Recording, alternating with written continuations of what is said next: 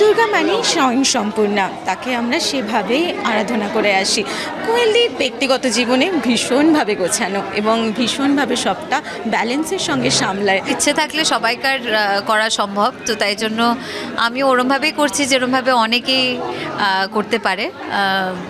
সবটাই ব্যালেন্স করে, কারণ আমার মনে হয় প্রত্যেকটা নারীর মধ্যেই মা দুর্গা আছে, সেটা সেই মানুষটার উপরে নির্ভর করে সে কখন সেই সত্তাকে জাগিয়ে তুলবে। আমরা বয়সের সাথে সাথে অনেক রকম মহালয়া কাটাই দিদি, এক একটা সময় এক এক রকম শেড পাই। তোমার জীবনে সবথেকে শ্রেয়া মানে মহালয়ার স্মৃতি যদি জিজ্ঞাসা করি? প্রত্যেকবারই মহালয়া আমার কাছে ভীষণই স্পেশাল, ভীষণই বিশেষ এবং ভীষণই আমার কাছে ভীষণ চিরকাল। মহালয়া মানেই প্রত্যেকবারের মতনই আমরাও সেই মা আসছেন মানে সব ঠিক হয়ে যাবে, সে সবটাই ভালো হবে, সবাই ভালো থাকবে, এটাই আশা করি, এটাই প্রার্থনা রাখি মায়ের কাছে। তো তাই জন্য কোনো একবারের কথা আমি বেশি স্পেশাল বলতে পারবো না।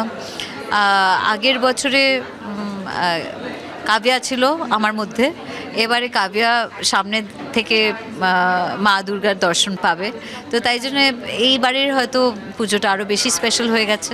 তোমাকে পর্দায় যখন দেবী রূপে দেখে, ওর মধ্যে সে ভয়টা কাজ করে, মানে ও বুঝতে পারে মা দুর্গা যাকে বাড়িতে দেখে। কখনো কোনো সময় তো ডেফিনেটলি মাকে তো শাসন করতেই হয়, তার নিজের সন্তানকে সে শাসন যদি না করে তাহলে তো ঠিক হয় না, কারণ সন্তান তো ঠিক ভুল কিছুই বোঝে না, বাচ্চা তো নিজের মতন করে অনেক কিছুই করতে থাকবে। কিন্তু এটা আমার মনে হয় এটা মায়ের ওপর সেই দায়িত্বটা বর্তায় যে সে তার সন্তানকে শেখাবে কোনটা ঠিক কোনটা ভুল। তো প্রতিটি মায়ের মতন আমিও সেরকম চেষ্টা করি, শাসন করার চেষ্টা করি, ঠিক ভুলের পার্থক্য বোঝানোর চেষ্টা করি। হ্যাঁ, তাই জন্য খুব একটা ভয় পায় না, কিন্তু বোঝে যে অন্যায় হলে মা ছেড়ে দেবে না। আমরা কিন্তু দেবীর মধ্যে একটা রুদ্রমূর্তিও দেখি। কোয়েল দেখি বাড়িতে কখনো রেগে যায়? খুব বেশি রেগে যেতে পারি না আমি। রাগের থেকে আমার মনে হয় দুঃখর ব্যাপারটা একটু বেশি তাড়াতাড়ি আসে। যখন রেগে যাই তখন সেই এক্সপ্রেশনের থেকে বেশি আমি দুঃখটা পেয়ে যাই যে কেন এরকম হলো একটা কিছু। মল্লিক বাড়ি দুর্গাপুজো মানেই আমরা জানি আলাদা একটা এক্সাইটমেন্ট দিদি। তোমারও তো মহালয়া শুরু হয়ে যাওয়া মানে সেই শৈশবে ফিরে যাওয়া। বাবাও ছোট হয়ে যান, আমিও ছোট হয়ে যাই, আমার বাচ্চাগুলো তো ছোটই আছে।